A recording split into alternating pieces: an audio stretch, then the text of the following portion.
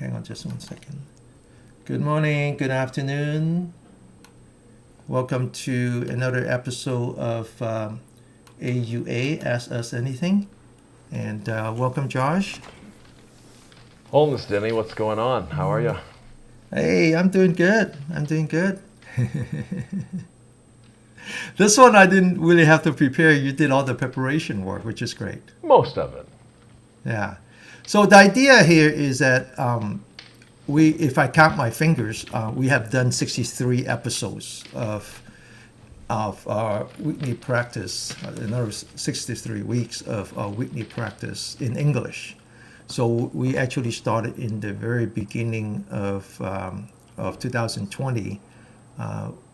In January timeframe, actually before the country kind of shut down, and of course then after that we did it very consistently, and so we thought that maybe this would be our annual review, to kind of talk about what we have done and so forth, and so this is going to be a bunch of questions. Most of them were asked by Josh, and some of that was asked by some students that I summarized. So the title of today's talk is Mindful Practice of Body, Chi, and Mind. So now just keep in mind that this is already a slight deviation from our original teaching, which is mindfulness of the body, mindfulness of the feeling, mindfulness of the mind, and then mindfulness of the body. So we actually taking a slightly different approach, and I'll talk about why that is. Much of that has to do with just my own practice versus the needs of my students. And so we are kind of taking the mindfulness of body and kind of expanding it into the mindfulness of body, chi, and mind.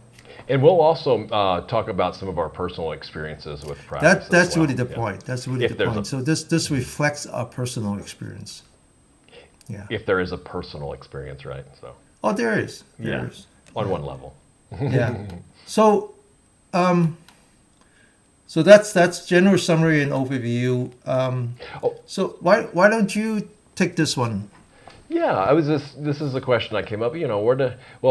Even with this too, how many sessions have you missed? You've only missed a couple, right? A few every day since then, right? And then also we'll just tie it in with this question that's on the screen now. What are the common themes that you've noticed in the past 62 weeks that come up during practice? And you've touched a little bit of that. So. Well, one of the theme for the last 62 weeks is that because of the pandemic, we were forced to stay home, and so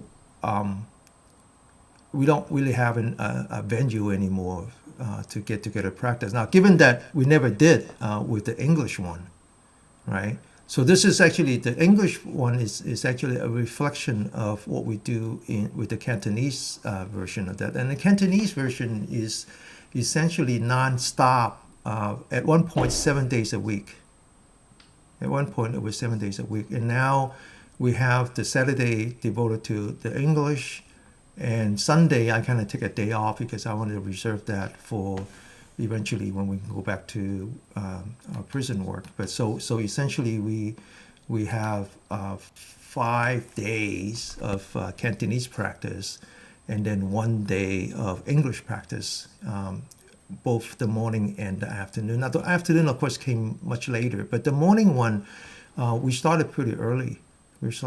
So the theme, number one, is in the beginning it was just a place for people to relieve their initial shock and stress due to the shelter in place. So we actually have a very different set of students in the very beginning.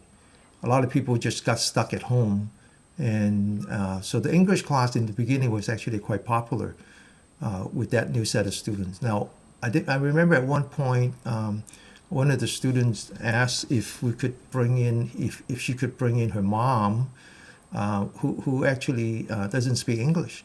And so then we started the bilingual, was actually kind of weird that we start English first and then became bilingual, and then eventually the Cantonese class took over, and then we went back to English only on Saturday. So the theme is the progression of theme. The initial one was just taking care of people's very obvious needs of having to have a place to practice to relieve the stress and the anxiety.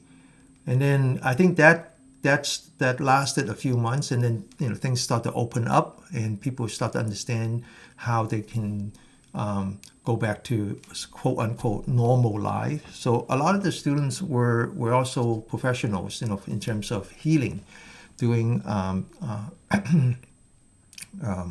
all kinds of physical therapies and so forth. And so they eventually find a way to go back to work because they're now considered essential workers.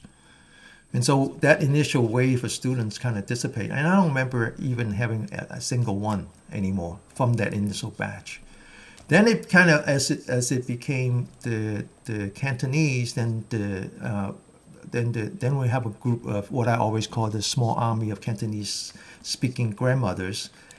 And my mom became sort of the surrogate student for me, because around that time my dad was having a lot of issues with his health, and my mom was always been the caregivers, but now become much more intense and full time, and so she started to have a lot of physical pains and so forth. And so our practice started to gear towards fixing those physical pains as opposed to just like a spiritual practice. And so the idea of qi, the idea of the 12 energy lines, the yin and the yang start to come together. And then over time, that sort of became the theme. And then so at the end of last year, then we tried to get back into having more English students, because for a while, all of the English students were just Cantonese-speaking students who were capable of speaking English. And it was kind of strange because we actually had a class that everybody was able to speak Cantonese, but we kind of artificially made it into an English class, even though the students are the same. And we tried different things to kind of open up that forum. We had some initial experiment with Zoom. They started having this on Zoom platform, but it turned out not to be so successful. And then I was Josh, you were the one that suggested to me, that encouraged me, prompt me to, hey, how about this thing called the Insight Timer? Because we and I both know that this is a good tool for our own practice. But around that time, they started to have these video live casts. So I applied for it. I remember you told me, and I applied right away. But then it took time for them to eventually went through the orientation. So by early part of this year, we were able to start using the platform, and then that just opened up the floodgate. And so, like, I remember Josh, you and I were talking about now we're finally preaching to the choir. And so now, after probably close to, I'll say almost 20 weeks now of having our Saturday practice done on the Insight Timer, and then live stream on both YouTube and Facebook, we have close to 350 students between the two classes. And actually, the students are very generous. They know that we are raising money essentially for MAPA, Mid-America Buddhist Association, and they were very generous donating money to us. Even, Insight Timer takes a pretty big cut. But on the other hand, we got everything for free. And so the idea, the thing has evolved. And so right now we kind of focus on this three things, so there's three things that really makes up for what I would call health, as opposed to just being unsick. Unsick is sort of the Western concept of healthy, which is, go to the doctor if you're sick and he will make you unsick. That's a very different concept of being healthy. And so in our concept, the healthy is really being healthy both in the physical domain, this physical body being very healthy. And then the other one is being in the energy domain, the energy dimension, which is the qi dimension. And then finally, it's we'll get towards the end, it's also the mind. So I think we have, over the last 62 weeks or so, we have to kind of develop a pretty nice platform, I say. Yeah. Yes, indeed so, and that goes along with the next slide, what you just wrapped up there with our goals, and Yeah.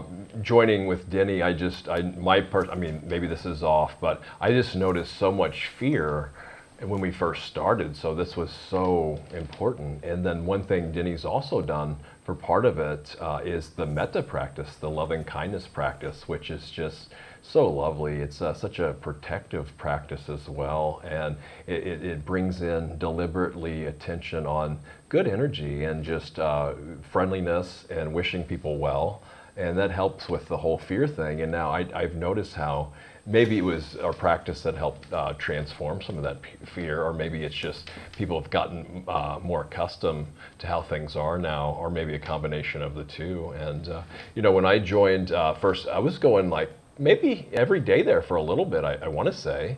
And also, I even joined one of the Cantonese only classes that was able to go along as well. And Yeah, and you were actually improving your Cantonese quite a bit. which is not hard to do when you don't know zero. I know Shifu. I know it's one, right? So Well, you're improving on your Cantonese almost as well as my mom is improving on her English, because she comes on Saturday, which is amazing. yes, isn't it? She just comes on Saturday too, and she just follow. It's just, It's great because it's a visual thing. So if you're a visual learner, there's not much of a language or as much a language barrier anyway. So you can just follow along visually, right, and you get a lot of surprisingly, out that way anyway. it's the same as like going to I'll tell a story. So one time I brought my son who doesn't really speak that much Chinese, definitely doesn't read. I brought my son to Taiwan for like a 3-day kind of Buddhist practice where you just like other than the couple hours that you sleep at night, it's all chanting and all that. And I look over and he was having a great time. And I couldn't understand why, because he doesn't understand the language.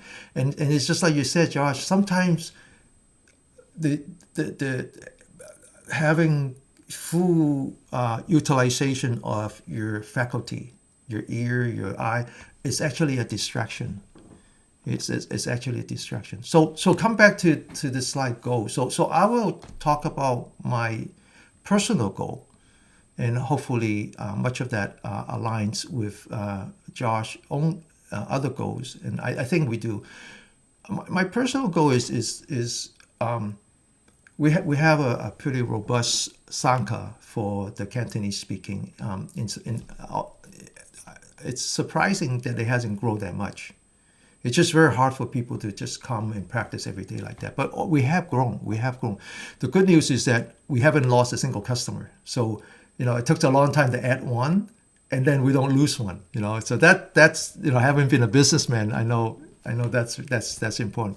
But this the Cantonese one has a life of its own that is serve a community, and I think when the neighborhood temple opens up, now we really get to be more exposed to the other Cantonese students, then that takes on a life of its own. The thing that I focus more is really on the English speaking, the Saturday one. And I want to go back to the evolution. So we started in Saturday morning. And so of course Saturday morning is great for people in North America, right? Because it's 8 o'clock, so it's only 10 o'clock or 11 o'clock in the East Coast. And it's good for people in Europe. So it's actually late evening for them. So it's great. So we actually get a lot of students from the European countries. But it's very, very tough for the people in Asia. So of course a lot of students says, right, when are you going to do an evening class? And I know why. I know why. Even for us, sometimes it's just hard for us to juggle. So having an evening class was good. But then I didn't want to just have another evening class, because then I having been in business for a long time, I don't believe in consumer choices. It's like the Costco idea. Don't give them too many choices, because then they have a hard time to choose. So I didn't want to make the morning and the afternoon to be identical. And then somehow this idea came because one student actually came and he says, "Hey, I'm actually a caregiver for my brother, and a long story. So I said, well, how about we create another class in the afternoon, 6 o'clock, which turned out to be perfect for the people in Asia. And so the morning and the afternoon now has its own characteristics. The morning tend to be much more, I would say, like dynamic, much more energetic. So we sit for 30 minutes and then we stand for 30 minutes. And then, for those who wants to follow, we do this Jinjing, for the lack of a better word, is the mother of Qigong. Very intense, very, very, very energetic. And then we sit again. So by the time we finish, it's hour and a half. By the time we finish it. So the evening class is all sitting, which turned out to be great for the elderlies. And it's great for the people who are bound to chairs or wheelchairs or bed or whatever. And it's great for people who are caregivers who are trying to learn something that they can then use for their endeavor. But because we can't sit, we can only sit. So we can't put all the stuff in that 1 hour. The side benefit of that is that we actually have a little bit more time, and it's a little bit more leisurely. And what that means is that we can then focus more on the mind. By the time in the morning, by the time we're done with all the little movements, we really don't have time to work on the mind, right?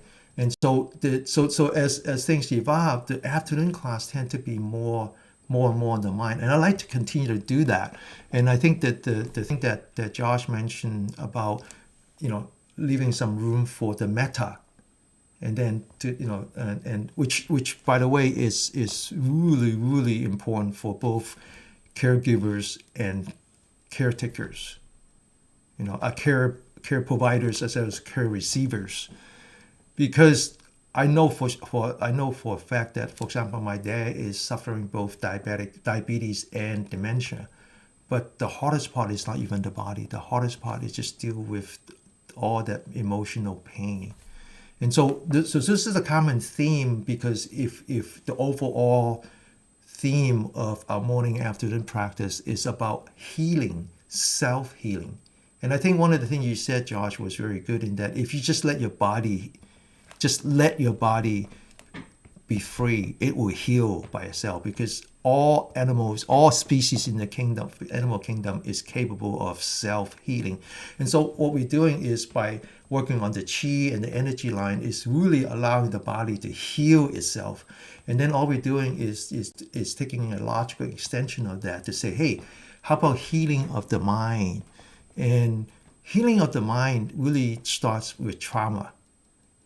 That we all have trauma. And now if you take that further, these are trauma from the past, even from your past life. So the Buddhist teaching, we call that karma. But karma is essentially karmic trauma.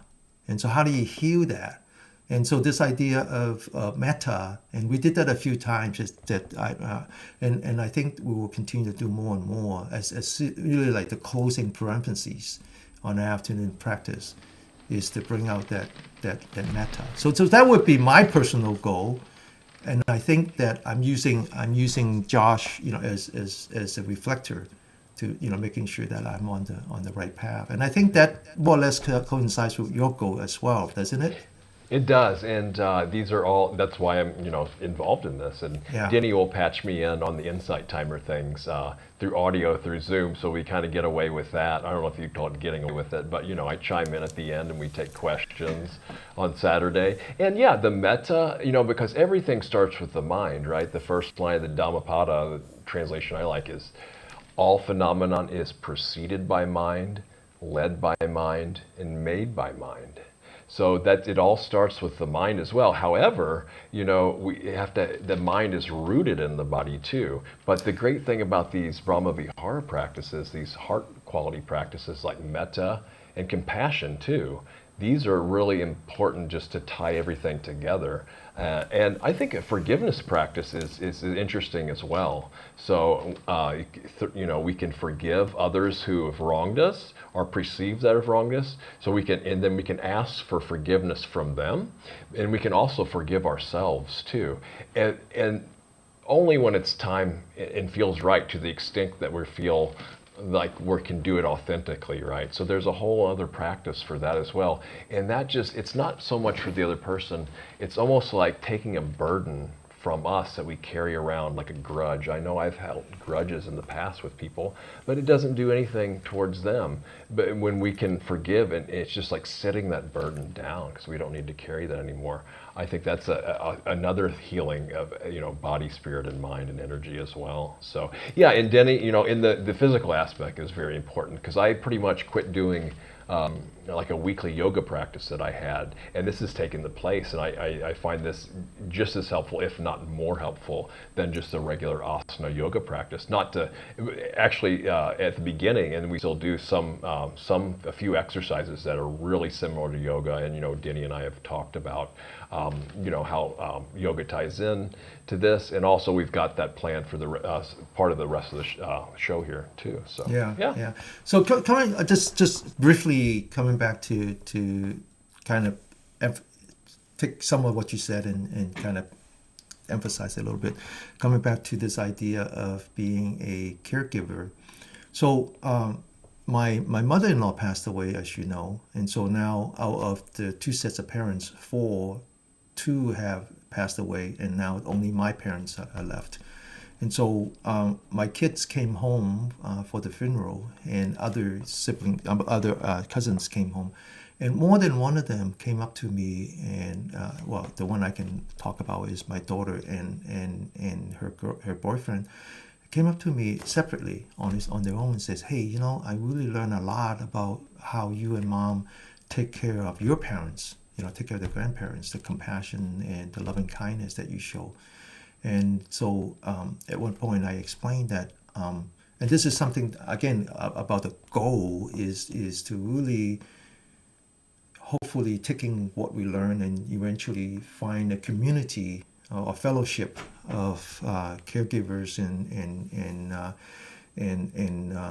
care receivers, and really take what we do and kind of using the business term is vertically market, vertically package for that, and so I am of the opinion that if you think of your responsibility as a caregiver as a responsibility or a service, that is going to be very, very tough on you.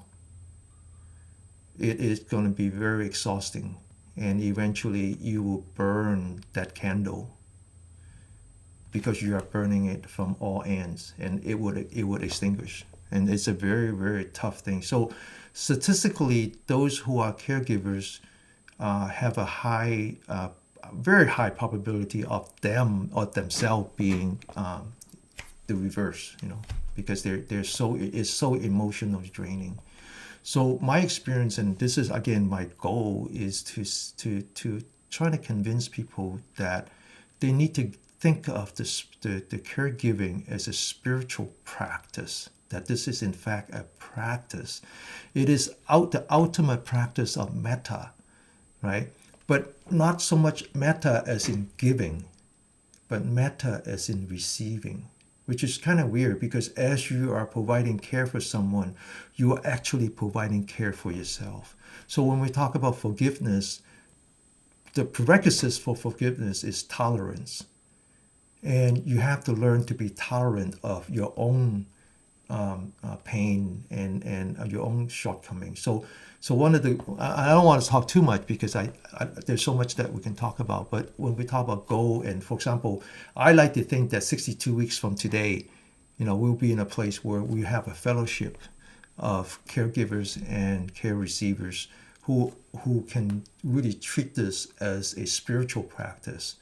And we're basically doing all the same thing, the sort of the physical practice, the physical exercise, the physical fitness, is to strengthen our body, strengthen our family's body. Then the chi is another aspect of that, and then finally the mind. So but ultimately one has to really think of this as a spiritual practice. Yes, and this is a great platform too for something like that because we're not segregating out the caregivers and the care receivers, right? They're both of those demographics are join us on Saturday evening as well, right? And it's so powerful because it's not draining there; it's recharging. The new term is called care partners. Ah, okay. So you cannot really think of it as giving and receiving. You really have to condition and educate yourself, both of you, as partners. Okay, because otherwise it's like it would be like it's clashing. So number one is that it's clashing. Okay, much of the pain that the caregiver receive is they care too much, and then the care receivers are saying, wait, I can't do all that, right? That's one. The other one is, in addition to crashing, is that you're both diving. So the person who needs care is already at the bottom of the pit in terms of the emotional pain. And now if you can't control your own pain, and the best you can do is you dive in, and you can't help someone when you're both at the bottom of the pit. So that's anyway, right. Instead of diving down, we want to lift them up, right? We want to lift them up. We want to find that firm ground. That's right, and care for ourselves too. Care for ourselves. So it has to start from within. Yes, it is, because we can't take care of anybody else. We talk about this all the time. Yeah. Yep. Now, for those who are listening, I just want to add that Josh has been the caregivers in the past. Yeah, somewhat. Yeah. So you're not speaking from vacuum entirely. That's right. My grandmother, I visited her. I definitely not as intensively as Denny, but she was on a very strong painkiller for many, many years. Her bones were deteriorating from osteoporosis. And my other grandmother did suffer dementia too. So the things that Denny have experienced, I've some similar experiences as well. Also, I wanted to say the other two Brahma Viharas, which are kind of neglected more, is the sympathetic or empathetic joy, because it's good to have joy for other people's joy. You talk about brightening one's spirit and lifting up when we get a chance to be happy for other people's happiness, which is the most challenging one for me. But then equanimity too, that we realize that, okay, this is like a grandfatherly love where I've seen this, been there, done that, and I really want to care. However, we notice that there is past actions involved from the people, and that they're who we're caring about, and they're also responsible for their actions, right? And we're not responsible for their actions, but we can still care on a balanced level. So So one of the things I talk about in the past is I having worked in the prison for a little bit over a year and a half, of course before 2020, before the epidemic. One of the things that I was so impressed and so humble is the number of people who are volunteering. So the San Quentin prison where I was volunteer have somewhere between 4,000 and 4,500, maybe even less, inmates, separate into three groups. About 700 of them are people who are on death row, because it's only prison in California, and California still has death row. So that's a big part of populations. And then the other part, the people who wear the orange color, they're the revolving door. They come in for 6 months and then they leave. So that's called the reception. That's very violent. And then the middle are the permanent residents. They're basically there for life, or life with possibility of parole. So it changes the dynamic, because they have a chance to be paroled. So they are going to work hard. And so we are actually very welcome. I don't want to talk about that too much. What I want to talk about is I am so amazed by the number of volunteers. There are actually more volunteers registered than there are inmates. There are like close to 5,000 volunteers registered. And on Sunday, we have to wait in line to get in, because there's so many different groups.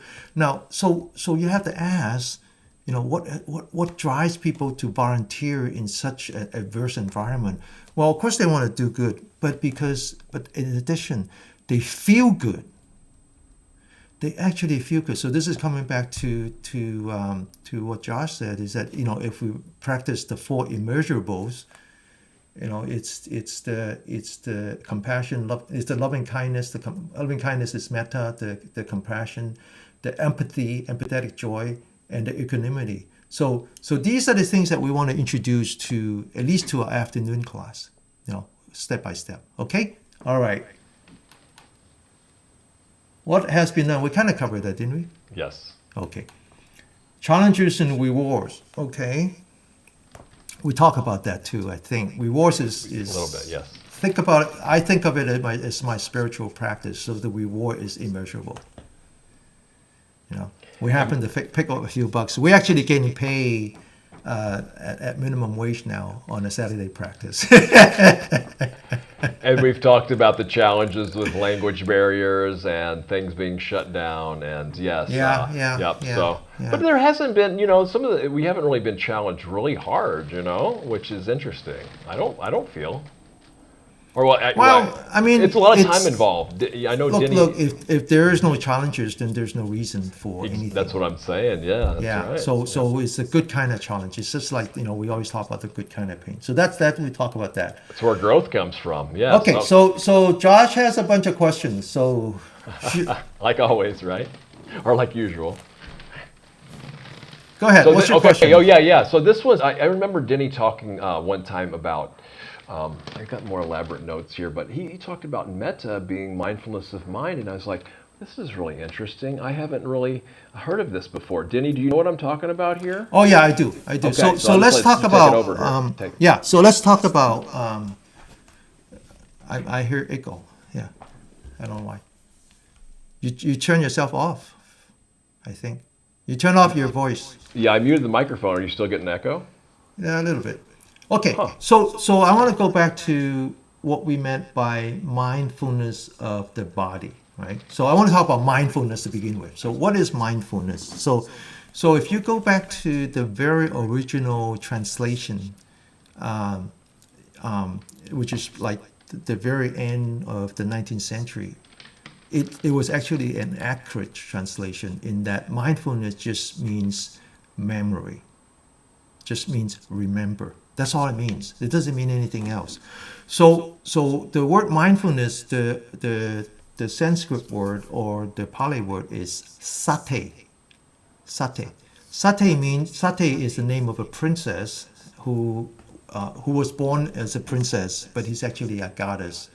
And when he became the daughter of the king and the queen, she made them took a vow that they would never disrespect her. As it turns out, when she grew up, she married Shiva, and which against who's not considered very high caste, so the parents, the royal parents, disinvited them to their birthday party, and so Sati came and reminded them that they should. They had promised, they had vowed not to disrespect her, and then she jumped into the fire, and then eventually became a goddess again, and then eventually reborn as the second wife of Shiva. And we'll come back to that because there's one question that is related to Buddhism versus the North Indian religion that the Shiva comes back, or by that time he's named Parvati. Anyway, the word sati, by the time Buddha was using the word, it just means remember. You remember something and you commit to your memory. In fact, sati is the name of a ritual where when the husband died, the wife would jump into the fire with him because she is so dedicated to her spouse. That's all sati means. It's just remember. And so, how do we use the word mindfulness in the practice? So when we use it in the practice, it's called sati patanya. Patanya means foundation. Okay, so therefore we have what we call the four foundations of mindfulness. That's four ways that you can use, that you can use to remember, to really understand where your mind is. So we have to understand that for us, it's like, I used the example, back in the days when I first came to the country, United States, people had just started to transition from a manual transmission to automatic. Okay, and so you see a lot of people, especially the older guys, would drive with 2 feet because they grew up with driving a manual transmission. So they have to, nowadays our left foot just sits right. So you would see cars driving down the street with the brake lights on because they're tapping on the brake light. That's the habit of driving. I think it was the foot clutch. Yeah. Yeah. So you're still getting echo. I don't know why. Oh. I hope that doesn't come out on the recording. So you might have to temporarily mute yourself. Okay, so the idea is that a mind and a body is not of one. A body does something and a mind does something else, right? So the classic is when people talk about, oh, I can multitask. I'm multitask. Well, actually, that's a fancy word saying that your mind is nowhere to be found. You're not focusing on anything. Okay, so a mind and a body is like a left foot and a right foot. They're not coordinated. It's as if you're driving the car with, full acceleration and full brake. That's how our body works. And so the very, very, very beginning of your practice has to be mindfulness, always remembering where your mind is. Now, of course, we can go further and talk about why that is. So that's enough to say that that's a mind. So for the original definition of mindfulness is just that. It's just a practice so that you know where your mind is. So there are 4 places where you could do that. And there's the mindfulness of the body. Now, in this case, the body is actually Kaya, Kaya, which are the 6 sensors. Okay? The 6 sensors are eye, nose, tongue, ear, body, and the mind. So most people don't understand that, and they think that the mindfulness of the body is just the body. No, the mindfulness of body is in fact the mindfulness of the form, all your physical faculty. Now, Master has actually talked about that, and he actually says that, I remember I wrote something along that line where he said, there is no mind. In other words, as a human being, as a physical living organism, the only time that we know where our mind is through its effect on the body. And the only way that we could manipulate our mind is again through the faculty. So after I heard that, and I said, well, you know what? This is exactly how we teach gravity. Is that there is no gravity. There is only the effect of gravity. And that's why when Newton discovered quote unquote gravity, it's just that he discovered the effect of gravity. And that's why by the time it gets to Einstein is able to rewrite all that because no one has ever seen gravity. It's just like no one has ever seen the mind. So Master's teaching is very clear that you have to start with the body, okay? And then even when you go from body to feeling, it's about the bodily feeling. And he actually says some point that the mind part of the feeling and the mind is completely outside of realm. It's outside realm. This is when Buddha was teaching entities that are outside of what are called the karma realm. Okay, and then now when you finally get to the mindfulness of Dharma, that's even more difficult to understand because Dharma in this case is really consciousness. It's really the 7 and the 8 consciousness, the alaya and so. So that's even further out. And so a lot of times it's a mistake, and I see that all the time, that they think of this 4 foundation as if they, it's a checkbox. And they just say that, okay, we got to go through the body. Okay, we're done.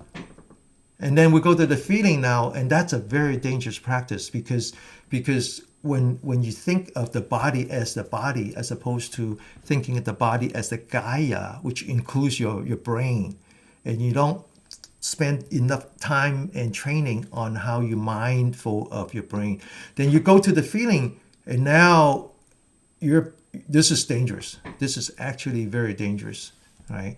And so that's one. And so Master never actually talked about the mind part, except he just very briefly mentioned that there are other practice. For example, chanting Amita Buddha. And he just mentioned very briefly that like the practice of the Four Immeasurables. That would be mindfulness too, even though they don't use the word, but it would be closer to the mindfulness of the mind. Okay, so the four immeasurables again is metta, which is loving kindness, which is the beginning, and then the compassion and the sympathy and the equanimity. Now, when we have a chance, we'll talk about the four immeasurables. The four immeasurables can be think of as a conduit for practice, or it can be think of as the result of a practice. So we talk about Zen, which comes from the word Chan, which comes from the word Chan Na, which actually is jhana. And jhana on one level means sentimentations. How do you take your negative energy and just let it settle? Because the reason you let it settle as opposed to try to filter has to do with your karmic trauma. If you believe that your karmic trauma is of limited quantity, then you can filter. But if you believe that your karmic trauma is immeasurable, that there's so much of it that you can't, there's no possibility of filtering, then the best you can do is let it sink, let it sentimentation. That's what jhana means on one level. And another level is that it also means the four level of practice that are beyond the karma realm. And so as you practice your meditation, you actually get to a point where you're outside of your body. And later on we talk about, where does all these yin and yang come from? And that's related to that. Then you start to see the effect of your practice. And the first one is actually metta, then is compassion and so forth, right? So those are in fact pure mental qualities, because by that time you have no use for your body. You already emancipated your body, right? Yeah. So it kind of makes sense for me that this is sort of related to the mindfulness of mind. Yeah. It does, now that you say this. The other thing that came up is, the heart mind in this question. So, I can see where it's both the heart and mind. And however, now I know that, am I right that the Asian perspective of heart and mind is kind of a little bit different than the heart and mind perceptions that Westerners usually have? This is a really, really good question, and I would say this, in the Western culture, we have this thing called the Renaissance, right? And it's from the Renaissance that we have all the Western science and the Western medicine, okay? And so now there's a couple of reasons for that. The Renaissance came after the Dark Ages, okay? And so, but in the transition, it was still done under the control of the church. And so Galileo is an example of someone who proposed something that violate the teaching of the church, and for that he was house arrest until his death, right? And so that history of focusing on just the physical science and leaving the mental science to the church, that's the tradition, okay? Related to that is the idea that the Europeans were under this control, this mind control for so long, more than 2,000 years. I mean, think about it. It started with the Roman Empire, right? Then after Christ, it took a long time before it became the Catholic Church, and so forth and so on. And the church was very, so it had almost 2,000 years of dark ages where we don't have free thoughts. Now, this never happened in Asia. We never had that. Okay. And so what happened is that once they got out of that dark ages, the intellect becomes important because they never had a chance to exercise the intellect. Okay, so the idea that everything has to come from the mind, right? And in this case, the mind means the thinking mind. In their case, the mind actually means the brain. Okay, that means the brain. So in the Western culture, when you translate the Heart Sutra, it really should be called the Mind Sutra, because that's what the mind is, right? That's what the heart means in the Western culture, because that's all they. That's why the Western medicine, we talk about this before the show, is that it has limitation because it's only about the body and nothing else, right? It's only about the dead body, even, right? Now, when you look at the other side in the Asian culture, the mind versus the experience are equally important. Equally important. So for example, last Saturday, I don't think you were there, or maybe you were, but I was doing the energizing of the energy point or something like that, and immediately one student, and I think he was even there for the first time, he immediately asked a very long question. He says, "Well, what if I do one here and one here? Would that be better?" All right. And so in the back of my mind, I'm just laughing, but I didn't want to say anything. But this is very Western. It's very Western that that they completely discard experience. That this is all about intellect. I can think this one better than you can. So I tried this and it worked for me. What's wrong with this? As opposed to saying, well, if the person is teaching something from experience, let me just see if it works for me. If not, I will develop my own experience as opposed to intellect. Okay, so the idea of a culture that is based on intellect versus a culture that has the yin and yang, the balance between both intellect and experience. And again, understanding that the intellect comes from the brain and the experience comes from the spiral cord. Think about it. Every single nerve ending ends in the spiral cord, not in the brain. Okay, so I talk about the samurai, but let me talk about the professional basketball player who has to shoot that last 3-point or 2-point. I don't know the game well enough, but the game is tied, and he has to shoot that one penalty shot. He is not using his brain. He is what's called in the zone, because he's completely in sensory mode. He's completely not blocked out from everything else. He's just completely focused on that, not using his brain. So the difference between the brain and the experience and the idea of the mind, this is probably, I forgot the original question, but which happens to me a lot. No, the real question, yeah, the Western versus the Eastern. Yeah, the Western versus the perception Eastern. of heart and mind, and yeah. Okay. So why does that word? word? Why does that single word translate into mind versus translate into heart? Right? Because so one reason that it translates into mind in the Western culture is because that's all we have in the Western culture. It's all about our intellect. It's all about the mind. The heart is just an organ. It doesn't think. Right? Now, the Eastern culture is very different. Remember, we talk about the heart actually is separate into the heart versus the pericardium. Right? The pericardium is the mechanical function of the heart. The heart energy line, it has to do with more the thymus gland. So that actually controls our emotion and our thought process. And so that makes sense that in the Eastern culture, they translate that single word into heart, because it encompasses both your intellect and your experience.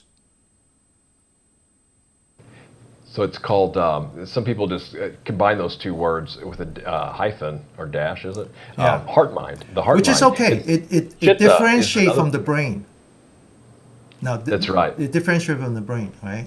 So in Western culture, mind can mean, or some people think that's synonymous with brain. And heart is not only a physical organ, but it can also mean kind of the emotional qualities, our emotional experiences. It is actually very, very much the emotional part. It's very, very much the emotional part. And not only that, feeling too. So like the actual visceral sensations of our experience, like, without the overlay of different perceptions on them too, just how it feels in the body, painful, pleasant or unpleasant as well, like the Vedana. So that's right. So expanding on that, again, going back to the Western science, Western medicine, is that there's a causality, there's a cause and an effect. So the cause, so if I'm upset of someone, it's because that someone appeared in my vision, right? If that person didn't appear, I wouldn't be upset. Okay, so the idea of the causality is that the external stimulants causes internal reaction, which is what we call our emotional reaction, right? The Buddhist teaching is not that. The Buddhist teaching actually, that's why the word dependent origination. See, no one ever explained that word well. How is that different from causality? Because causality means that if you have A, you have B. Right? At most, it would be because in order to get to B, you must have the right condition. But it's a very strict path. I tell you, no one explains that better than Mao Zedong. Mao Zedong has a writing, I grew up with it. It's called On Contradiction. No one explains that better. That you have to have the right condition, the right stimulus to have the right result. It's a materialistic, right? We call it no one explained that better than Mao. So how is that different from Buddha's teaching? Buddha's teaching is a little bit different. It says, well, you have the stimulus, and if you want to have a certain result, you have to provide the condition. But keep in mind that once you have that result, it leaves a memory, a cosmic memory, a karmic memory, and that's what we call karma. The next time, this karmic seeds actually influence your thought process as much, if not more, than the outside stimulant. So when a person picks up a gun to kill someone who's looking for, someone of Asian origin, went into a massage parlor and started shooting, that didn't come because of the Chinese immigrant. That came because of the hatred in his mind. And he just happened to pick on some Chinese lady who's working for a living, as opposed to some other Arabic Americans or whatever. That hatred comes from within. That hatred is his karma. Right? The three poisons, Yeah. Ill will. Yeah. That's So it. the whole idea of what we call, I liked it. I don't mind using the word heart mind, because what it does is that it opens up the discussion. Right? So I think that's we can come back to that. Okay, That's right. so We can you knock have into to ask these other that. ones. Yeah. Okay, we can knock these other ones out fairly quick. Yeah. I wanted to mention too, Denny mentioned about the basketball thing, and there's this documentary I have bookmarked to watch. It's by Michael Jordan. Anybody in the 90s know how amazing he was. It's called The Last Dance. It's a documentary kind of about his flow state and whatnot. So, okay, so here we have, we do these three, usually it's 5 breathing exercises, but in the evening, Sometimes Denny I do does only 2 now. Okay. So yeah. So why is that? Because I feel that there can be a version of it, but I'd like to hear what you have to say. I actually I haven't seen Master Jiru for more than a year now. The last time I saw him was right after New Year. What's the New Year in 2020? At the beginning of 2020, after he finished. Sorry. It was actually at the end of 2019. He was rushing back to Maba to conduct the New Year ceremony. And so that was the last time I saw him. And I mentioned to him that I'm starting to have students who can only practice from a sitting position. And so he said he's going to think about that, on how to evolve the 5 breathing exercise into something that is suitable for those who are bounded to chairs. And so since that was the last conversation, I dare not to invent. That's one. The other one is that I try all 5 on the sitting position, and they don't feel right. And so I didn't want to introduce something that is. So this is one of the things that I try to do is and I think you even notice is that every week is a little bit different from the week before. And it's really because I really focus on the immediate effect. Like if I do something, I want to make sure that it has an effect and not just movement for movement's sake. And the reason is that every week, I guarantee every week more than half of students are first-time students, maybe at least a third.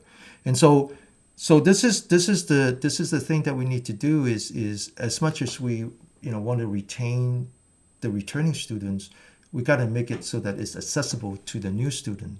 And so I thought this through, and I said, if I just blindly run through all 5, knowing that less than half of them are effective in the sitting position or immediately effective in the sitting position, that's not going to help a cause. And so that's why one reason is I did that to, just like, and the other thing I did is you notice that I always, I always use the word baseline. So I always, ask people to do a deep breathing exercise. I said, now remember that, we're going to do one more and then see how the improvement, this is the Sesame Street of mindful practice. You got to make it entertaining and accessible and measurable. Okay, this is my business head coming through. Okay, and accommodating and dealing with all this juggling of all these different dynamics going on that Denny mentioned as well. Yeah. So for now, actually, I even do. Sometimes I even just do 2. Just do the first one and the butterfly. That seems to work really well. And then I think as we progress, where we start to focus more on the metta, I think that's probably all the time we have anyway. Yeah. So that answers your question. Okay. Now, the next one: how does one find energy points on the inside and outside of the legs? There's something we go along tapping on the insides and outside of the legs, and there's 3 different, at least no, is there 6 on each inside and outside? But I'll just let you. Okay, so let me generalize the question is that how does one find energy points, period? All right. Okay, so the easiest one, it turns out to be the governing vessel. So if you look at your spiral cord, this is the only energy lines where both the physical and the chi coincides. They're directly one-to-one. And all the pressure points are at the interface between the disc. So if you have to find the energy point for your governing vessel, that's easy. Okay. Now, everything else is not so obvious. And it's even different from person to person, and it can even be different from hour to hour. And so when an acupuncturist come find your energy points, he or she has to feel it. And I'm starting to, I know a lot of people who are really good at this, but even for me, I can feel it a little bit because now my mom's feet are swollen all the time, just from all kinds of reasons, and I need to give her massage on the energy points, the one in the inside that has to do with the splint, and I can feel it. I can just touch it. I can feel it because initially you feel a little bit of texture under the skin, and you can work on it and the texture goes away. And so you will find that a lot of these energy points, they're slightly different in I would say when you press it down, they feel different coming back. Okay, so a lot of this energy point has to do with some valley somewhere, and just let's look at what is energy point. What is energy point? What is this chi thing that we talk about? The chi is magnetic field. You see, our entire body has electrical field, right? The only time you don't have electrical field is when you're dead, and so that's why if you study your medicine from a cadaver, you will never find chi, because there's no more electricity. Now, if there's electricity, there's a magnetic field. And so even if you have a very simple electrical pattern, like just blood traveling from your shoulder to your fingertip, it generates very complicated magnetic field. And I wrote a book, actually. I actually wrote the book, and this, I finally got my own copy. So this is the first book that I wrote many, many years ago. I wrote it when my son was born, and he's now 30, so that's a long time ago. And in there, I talks about electromagnetic field, talks about the Maxwell equations and all that. The one distinction between electrical field and magnetic field is that there is no source. There is no source for magnetic field. So the source has to be in all magnetic field has to be in a circle. Has to go out and come back. Has to come. It has to. We call it. Well, I don't want to use a mathematical term, but the point is that if you look at a line for quote unquote magnetic field, it would have eventually find itself back because there's no source. There cannot be a source. Okay. Whereas the electrical field is different. You can actually have an electron, a free electron, and generate electrical field, and it doesn't have to come back. So all magnetic field has to come back. So as a result, you have what is called dipole. So when you have even the simplest electrical field, it already generates very complicated magnetic field. And that magnetic field would have these dipole, what we call a dipole, where the magnetic field comes together and go out. Those are the energy point. Now think about how complicated your electrical field is, and therefore how complicated your magnetic field is. So jumping ahead, one of the questions is that I always point to this one and says, well, this is the energy point for the gallbladder. And by the way, your hip, when we do Jinjing, pointing to the Jiwan, pointing the Wantiao, that's another energy point for the gallbladder. And then now it runs along the question is that, wait a minute, how come it's so far away from the gallbladder? So number one, the energy field, the gallbladder are named after the energy field, not the other way around.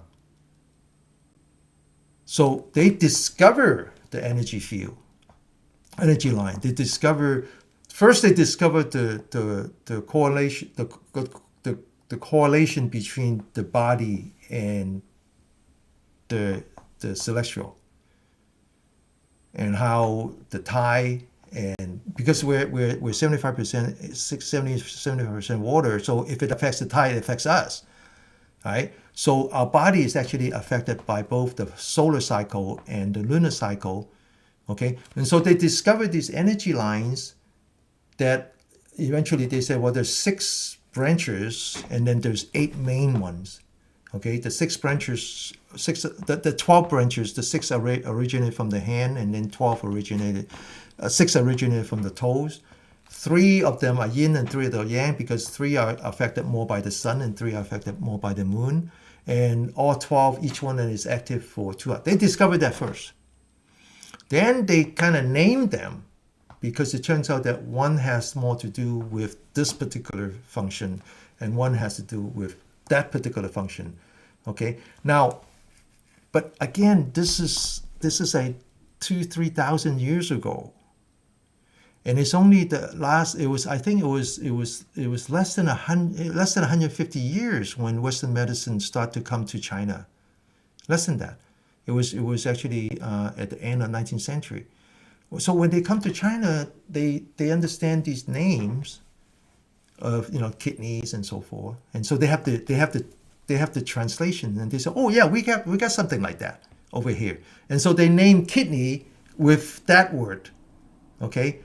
But that doesn't mean that there's a one-to-one correspondence. So for example, the kidney is a very good example of how in the Chinese tradition, the kidney function is so much broader than just the mechanical function of a Western kidney, right? But and then the idea that you have to have yin and yang. And so, for example, I just talked about this morning in my Cantonese class that the splint is also responsible for the immune function, the lymph node, okay, and the lymph node is responsible for returning water back to your heart, and so the splint is a very important organ for controlling everything that has to do with water, like if you have a running nose, you have mucus in your lung, if you have swollen whatever. Okay, but the splint and the stomach is one pair. One is yin and one's yang. So you actually have to work on your splint energy line as well as the stomach energy line, because that's the yang line that complements the yin line. Now that kind of concept doesn't exist in the Western culture. It's a much, much deeper concept. And so this idea, this question of why this has to do with the gallbladder need to be asked the opposite way, which is now that you have an energy line, what do you name it after? And it turns out that they name it after the gallbladder because by working on this energy line that runs from the top, 100 meeting, all the way down to your shoulder, all the way down to your butt, all the way down to, this has to do with, that energy line has to do with the function of the gallbladder. Okay. It's fascinating, It's, it is extremely fascinating. Yeah. And it seems like Chinese medicine and this technique is more kind of like the original, or one of the original holistic, because it's not one thing can be considered really in isolation, right? And then also you have the dualistic thing of the yin and the yang interacting with all this holistic systems as well. Yeah, the problem with the word holistic is that most people think of holistic as non-scientific, whereas holistic is really with the W, is the whole. Yes. That's the proper. As such as people think that Chinese medicine is the alternative medicine. No, the Western medicine is the alternative medicine. We've been here before. And it blows my mind how these perceptions have already been, these I guess, unskillful perceptions and unhelpful perceptions have been built into the American, because we don't need to go into, how that happened or who that benefits, right? So, but yeah. I think it's important for me to repeat, which is, I am not against Western medicine. I myself is a diabetic. I take Western medicine, but I understand Western medicine, and I understand how medicines tend to treat symptoms. And I also understand that Western doctors are essentially salesmen. They're part of the distribution channel for the pharmaceutical industry, whether they like it or not, because the medical doctors is that one traditions where after they get out from medical school, the re-education in their entire career is controlled by the vendor. And Denny and I have done a whole show on this too, so if anybody's interested, we can go back on this. And Denny and I see eye to eye on this, same way. I don't have anything particular against, just more honesty, transparency around everything, yes. I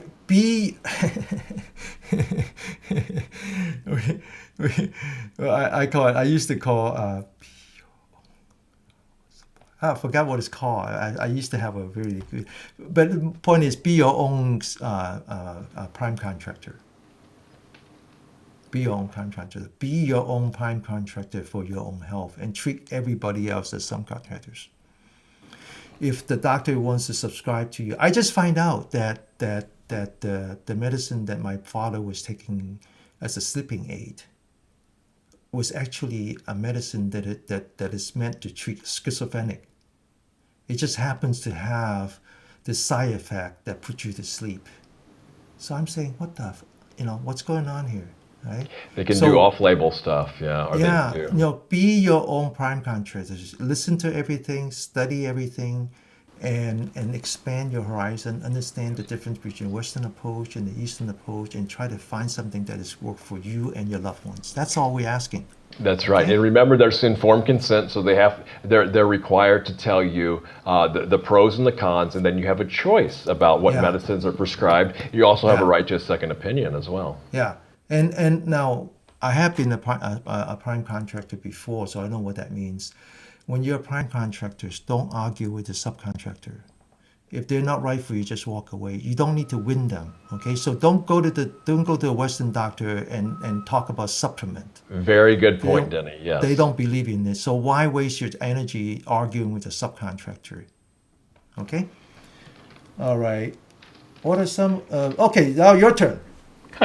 Okay, yeah, what are some of Josh's practice experiences? That's me with Denny, so I'll just go through these briefly. So yeah, this is just some things I've noticed when practicing with Denny in this practice we've been talking about. My back adjusting during standing meditation, sometimes when we stand there, I'll notice just after a few moments a lot of times how the back, there'll be tension held in parts of it, and then it just kind of naturally releases, and the spine kind of aligns more, just standing there in this. The microcosmic orbit, Denny goes into details on this technique, but I noticed for me recently, I'll back off a little bit from that. Yeah, recently, yes. oh, you have? So Yeah. for me, I noticed that it was just, we're going up the spine, it goes, my attention and awareness goes up really quick, but then it's almost like I have to force down the awareness down the front, which I thought was yeah. interesting. I also kind of bring in the idea of being mindful of your body as opposed, in addition to being mindful of your mind. So the idea is that when you go up, you pay attention to your body, you bring your body with you, you adjust your posture, maintaining this thing called the one pillar supporting the sky, which means that you're actually leaning back a little bit, tucking your chin, right? So this point is straight up. And so there's, you can draw a straight line between the two energy point, one on the very top of your head, not very top, but just in the back of that. And then the other one is the energy point between your sexual organ and the opening of your bowel. And you draw a straight line. And so that's how you maintain posture. Okay, so very important that. So as you breathe in, you focus, you start to walk up. That's why we call the wandering dragon chasing the pearl. You just walk up your spine, you adjust your spine, you're very mindful of your body, you're adjusting your body.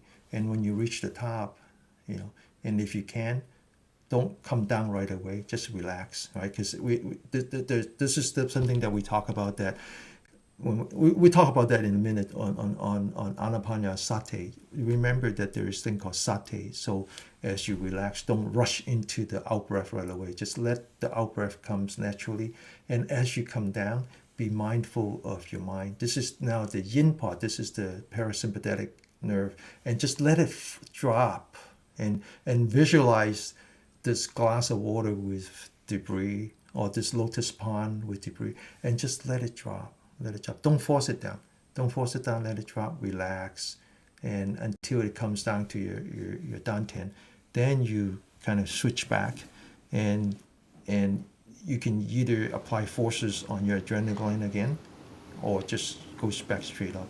Yeah. Cool, that's really helpful, and just sitting here and doing that, why you said that, because what I'm trying to do is force it to sync with the out breath down, and until I'm completely more relaxed, that this is not going to happen. So just but then when it does happen, it syncs up. So okay, it's a little sync up. So when I do it, because I was taught by Master Yu, who taught it in terms of the wandering dragon tracing the pearl, is that as you breathe, it's a natural thing. You don't force it. You just you let the breath comes in, and that's the pearl. And so the pearl is rising on your spiral cord, and you're just chasing it.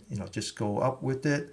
And I even visualize when it goes up to the top of my head, it's like the dragon disappear into the cloud, and then it wander around, and then it comes back. And when I'm ready to breathe out again, it just follows. And then when it goes down to my abdomen, I make a 180-degree turn. Again, that's where I'm pausing. I'm just waiting for the in-breath. And I even visualize the dragon, pushing his legs against my adrenal gland. That's what the master says. So I often skip that part where your proper sitting position is after you straighten up your spine. Okay, you actually should lean forward and then lean back without moving your hip. So you maintain pressure on the adrenal gland. Right? And that's in a yogic sitting posture too. I've been instructed. Oh yeah, they're all the same. They all come from the same source anyway. That's right.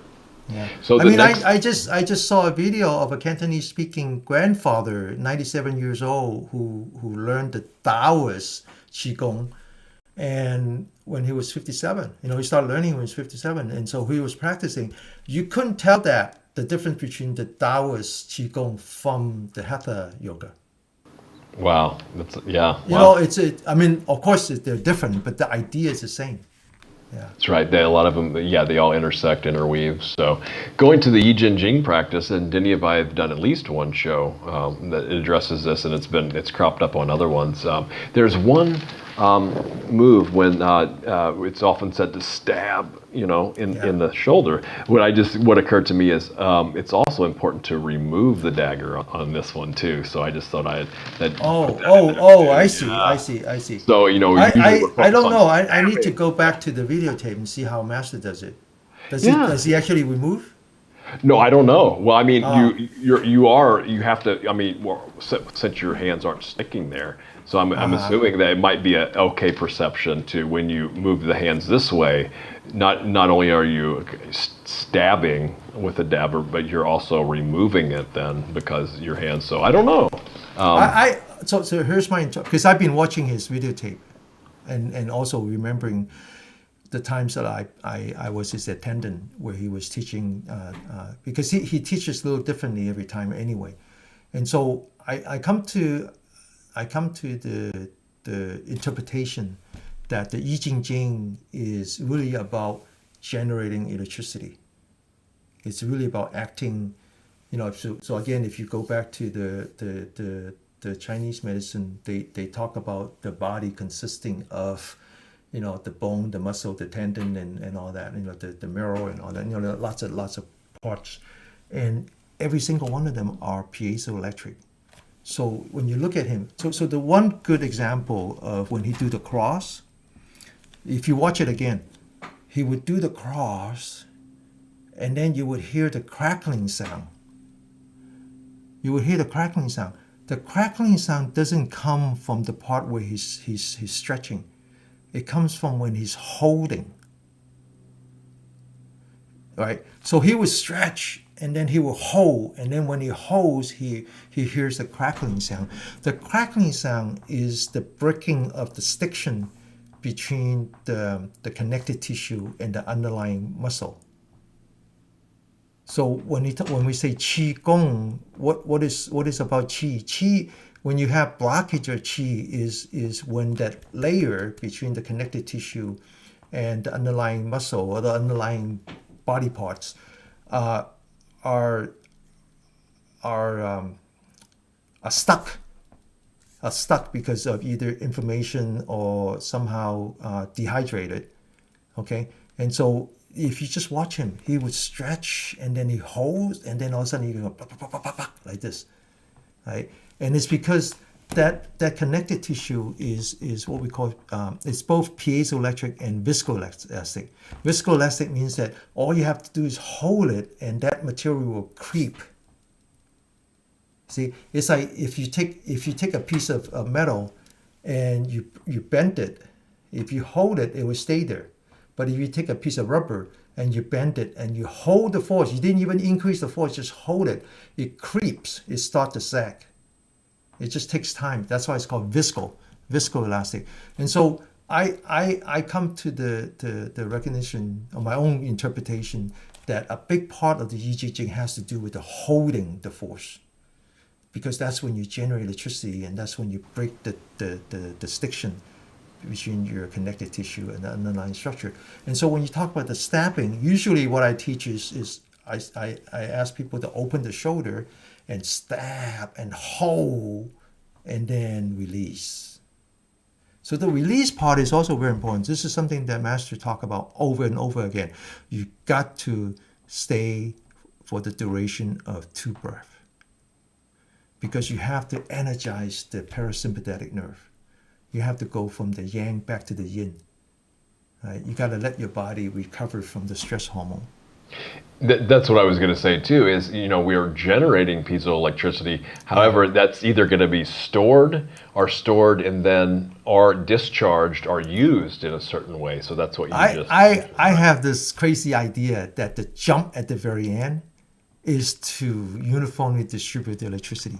Well, that's the same thing. Yeah, that's what I gathered as well. And you mentioned the crackling, and I've experienced this firsthand. The last retreat, I guess it was last summer. It was a small retreat out at Maba, and when we were doing Yi Jinjing, it's just like, from what even the first over the hands, I could just hear crackling, and I was like, well, is that his knuckles popping? But it seems like it's more than that. From it's what not. You just No, it's not his knuckle. It's really the shearing between what's called the myofascia the connective tissue of his muscle and the Yes. underlying muscle.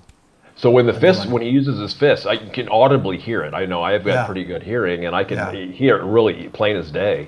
Especially when he turns it up a little bit. You know what I mean? Yeah, So, yeah. so Sometimes he does it for effect. that's right, because it gets it gets their attention, and it gets Yeah. to So look. Oh, this how is much time we interesting. have? How much Yeah, I time we have know. left? So let's blow through this. It's No, like how much time do we have? Yeah, we probably ought to wrap it up here in about 10, Okay, so under 15 minutes. okay, so The heart opening one, I was just going to say real quick, with the tearing the phone book, I thought maybe that was, it's more like you're kind of like, or it's not more, but it's another perspective is you're opening my heart up here. So I thought that just came to me. Yeah. And Actually, I'll skip the other one. I spent a little bit more time on the Chinese original Chinese description of these two moves. So the one where you like the bar and you're lifting your head up. Mm-hmm. So that's made out of two words. The first word is up, and the second word is goi, which is another way of saying the head. So you're lifting your head. Yeah. That's one. Then the second one, which is the first word is lower, so it distinguishes from the upper and the lower. The second word of that is when you release the arrow. It's the same word that we use for releasing an arrow. So sometimes I use the phone book just for fun. The phone book analogy is for fun, but the more accurate one is the one that Master uses, which is you pulling the arrow. I remember that. Yeah, because you're bow on the pulling side. it back and then You're releasing pulling it. it back because that word meant to release the arrow. That makes sense. And I won't. You go. The last one was I don't know if this is advisable or not. So please call me out, or anybody call me out if it's okay. It was just basically using this at Jinjing as kind of like an energy practice. So you put certain intents into what you're doing, especially at the end, to whatever you want to accomplish energetically. Now, I don't know if that's advisable or wise, but maybe that's a topic for another time. So we'll move on here. Any miscellaneous views, observations, and questions? So why is this? Okay, we already addressed this, the first one about the gallbladder, about why it's certain places and not just so we went into that in depth. I just wanted to share some other things. On the thing where at the end of the Yi Jinjing, when the arms are going up the side like this is where my 6-year-old niece says, "You look like a chicken when you do that." And I just thought that was so funny. Not only that, because this is also used in like a preliminary to Kung Fu, right? And so here's my kind of niece, poking and prodding at me, making fun a little bit. How about we make this the last slide? Okay. Because I have more, but I think that could be a standalone show. That's the stuff that I added could be a standalone show because That's I think right. we need to explain some of that here. Yes. Okay, so the next one here. Well, go yeah. ahead. So the one you about the chicken, actually a lot of the moves in the Yi Jinjing find its way into different styles of martial art. So like the spirit boosting palm, you see that all over the place. This one you see it all over the place. So actually you come up the finger. Actually, Master talks a lot about the finger and how you're supposed to be like this. You're supposed to like this, and you come up like this. Okay, so this is actually, if you are translated literally, it means hip is the underarm, and the next word is more important, is that you're raising the energy. So it's like you're raising the energy. Now, of course, we don't do it right. I don't do it right, so I don't get the effect. But on the other hand, this style, this thing, you see it in many martial art. Yeah, in many. So this part is actually quite important. That looking like a chicken one is actually quite important. But Master did elaborate on how your hands has to be like this. I don't know if I could turn it right. So it's like you're holding, it's like holding a chopstick sort of, and then you just lifted your energy. Now, but of course, I'm not to a point where I can feel the energy, for the same reason that when you swallow the Dan, I don't feel it yet. That comes from years and years of training. And that's even, with people's practices so deep, just the subtle changes of mudras for some practitioners can have a significant energetic effect when you're at that level. So I hear, right? So yeah I'm obviously not there either. So moving on here to the next one, and this is interesting.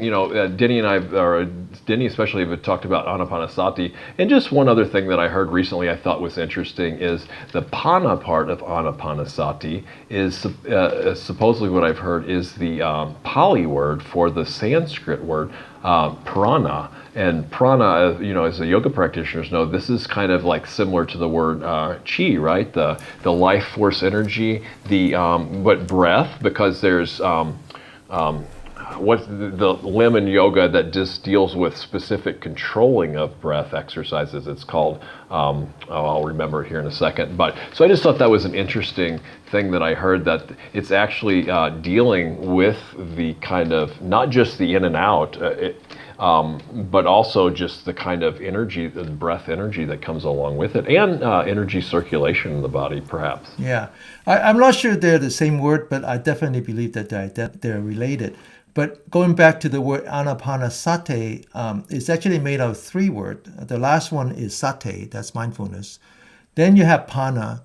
Then you have anapana. So the A is always the opposite. So if the pana is out, then the apana would be in, or vice versa, right? So that's actually is actually, in that sense, it's actually two words. It's the breathing, and it's the mindfulness, and whatever you interpret the breathing as either in and out, then the A is the opposite of that, right? It's the opposite of that. So it would be, but A negates the na then, or does it negate both the pana too, or? Is it ana and then hey, you're the expert in Pali. That's right. No. Real How am I supposed to know? But it does talk about three things. Yes, sati, breath, we all out breath, right. and then Yep. and then mindfulness, right? Okay, so with the remaining time, I do want to talk about the last one, is that yoga and meditations as connections to Buddha, his teaching and practice. I talked about this last week. It's important to remind ourselves that Jesus of Nazareth was a Jew. Not only that, he was a rabbi. Because once you understand that, then you go back to the history and you understand that the social, political dynamics of his time. Only then you will understand his teaching, right? So, by the same token, it's important to understand that the historical Buddha, right? Buddha is actually not his name, it's his title. The historical Buddha was a North Indian. He was a yogi. Not only that, but he was what we call a Aryan. He's an Aryan, meaning that he's actually European. So his people came from Europe, the sort of the what we call now the eastern part of Europe, and because of climate change, they have to move down, and so they not only went to India, they also went to Persia, and they also went to Egypt, and so they became the ruling class. That's why they have lighter skins. Okay, so the Indians who are darker skins, actually on a DNA level, is very similar to the natives from Australia. Okay, so this is before the continent split. Okay, so they're very different people. They have very different belief. Their belief is that there was once upon a time a god named Shiva, who is one of the three gods. Okay, and the other two, one is called Brahma or Brahman. Shiva is called the Adi Yogi, the original yogi. And so Shiva was the one that actually started the practice. And all yogis learned from that lineage, okay? Now, earlier I talked about Sati, who was the name of a princess, but before that, she was actually the goddess. And so when after she jumped into the fire, she reincarnated. She went back to her goddess status, and then she became the second wife of Shiva. She was also the first female student of Shiva. And Shiva actually taught, I believe it's called Parvati now, but it's the Shiva, it's Sati of the different name, that we have, I believe we have 72,000 energy lines. The body consists of 72,000 energy lines, half of them on the right, half of them on the left. And that it has, as these energy lines comes together, they form what's called chakra, which is just translated into a wheel, the wheel of the energy line. Because even though when they meet, they form a triangle, but as the energy emanate from that, it becomes a circle, a wheel. And so Shiva taught Parvati or Sati that there are 114 chakras, and every one of them is a point of entry for your enlightenment. Okay, and out of that 114, Shiva says that 4 of them is actually outside the body, and so there's only 100 and there's only I misspoke. Anyway, there's 100 and so out of that there's 112. So maybe 2 of them are, I forgot the exact, but I do remember that there's, and then out of 112, 4 of them you don't need to work. So if you can discover one of the 108, then the other 4 would come naturally. So there's really 104, and so it's an increment of 7. So from the 104, it becomes 21, and from the 21, it becomes 7. And so right now, when we talk about the current yogi practice, is about the 7 chakras, but it's actually part of the 108 and 114. Now, Buddha, the historical Buddha, as a yogi, discovered one of those. So his entire practice is based on that one chakra. And that chakra has to do with the recognition of how the brain and the spiral cord works together. Okay, so in Buddha's teaching, it always comes back to equanimity. And the opposite of equanimity would be any number of words, would be differentiating, discernment, where you separate you from the rest of the universe. And so this is really, as a human being, this is our identity. Our identity is in fact the source of all our suffering. And so in Buddha's teaching, it talks about how the identity is actually part of your brain. Okay, that's why we talked about earlier why so many people are drawn into being a volunteer. Because through the volunteering process, they're now separating their brain from the rest of their central nervous system. They no longer judge. They don't judge. Right? So this is actually the Bodhisattva way. Is that I always explain to my parents. I say, look at Bodhisattva. Look at Guan Yin. Her eye never look at you. Her eye is always looking on the ground because it doesn't matter.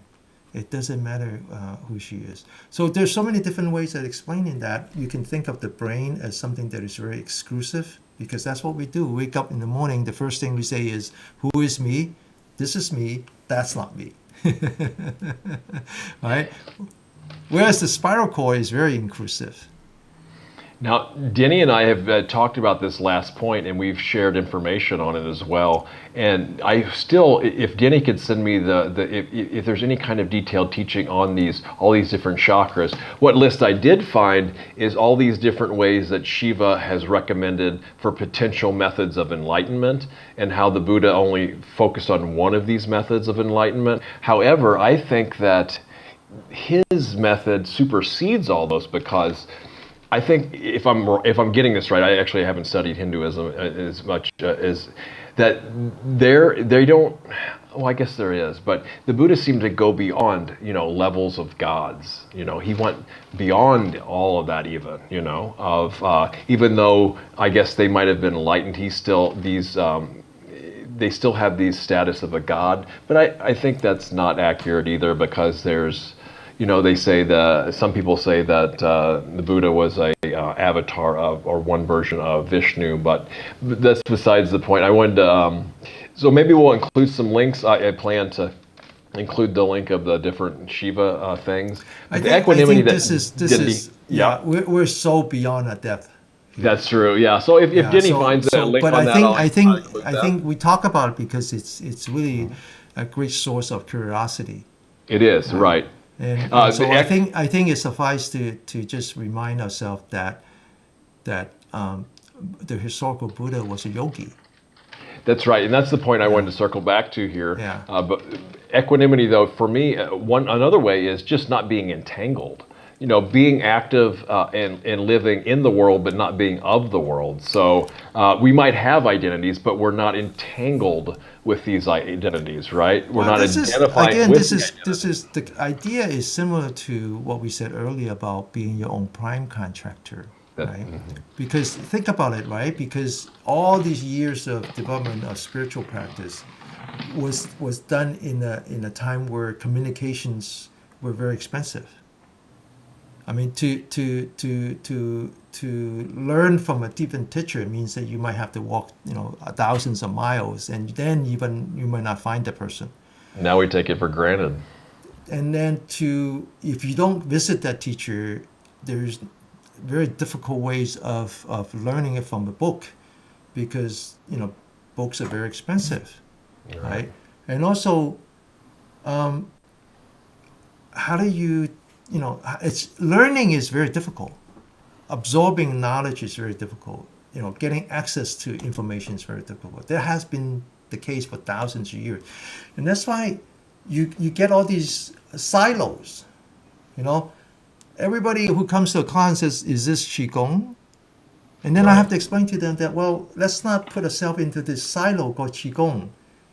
Yeah. Okay, because silo means something very specific to somebody. On the other hand, qigong with the hyphen just means the practice of qi, and that's what we do. Yes.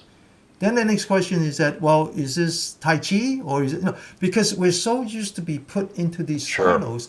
And my message to everyone here is that be your prime contract, be your own prime contractors. Break down these walls. Yes. And with understanding that everything comes back potentially to a single source. Now, in this case, I'm proposing that Shiva might be the single source, but maybe not. Yeah. Yeah, it That's doesn't right. matter. It really Right. doesn't matter.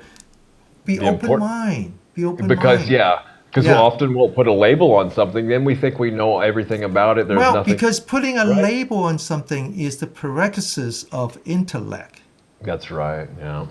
So they can be And helpful. so but now we also know you're they let go of them. you're permanently That's pigeonholed into this one path, and you completely forgot that the other path, which is experience. And if you want to, in order to experience, means that you have to be very open mind. That's right. So the original point I was trying to make with this, or the thing that occurred to me, even though, let's say that the yoga practice of today, even just the asana practice, if that has any semblance to what the Buddha, the environment that he was in, well, then there's some kind of connection today that we can have with a yoga practice of what his environment was like.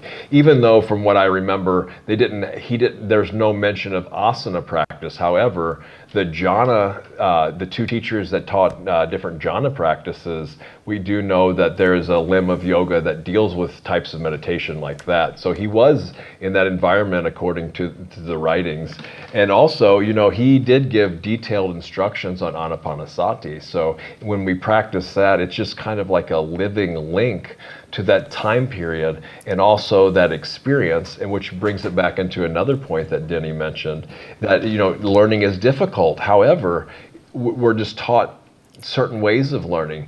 What we're not usually taught in school is the meditation practice, which is a whole nother level of how to open up the mind and integrate other knowledge and see different layers of it, and also opens up new perspectives, and it gives an experiential experience of different types of information that we've learned about before. It can bring in new. So this is a level of mind and practice and information that most people don't get to experience because they don't have a meditation practice, right? And I feel that maybe sometimes a lot of people are drawn to drugs because some of these drugs can simulate kind of like the reverse versions of some of the states and experiences that meditation give. as well. You know. Okay. I think we should wrap it up. What do you Yes. think? Very good. Yes. We've done Good. enough damage, haven't we? And enough good for today. Okay, with that, thank you for joining us. We do have quite a few people out there watching. If you like, you can send us a chat, whether on YouTube or Facebook, just to say hi. Or if you have a questions for us, you're welcome to do that. Okay. All right. Thanks again. Okay. It's Thank been a you. good, See been you. a See good you. practice. See you on Saturday. And we do this that's again next month. That's the plan. Oh, I don't know about that. Well, yeah, there'll be a different topic more than Yeah. likely. But yeah. All right. Okay. All right. Thanks, Denny. Bye-bye. Okay. Thank you. Bye-bye. Bye.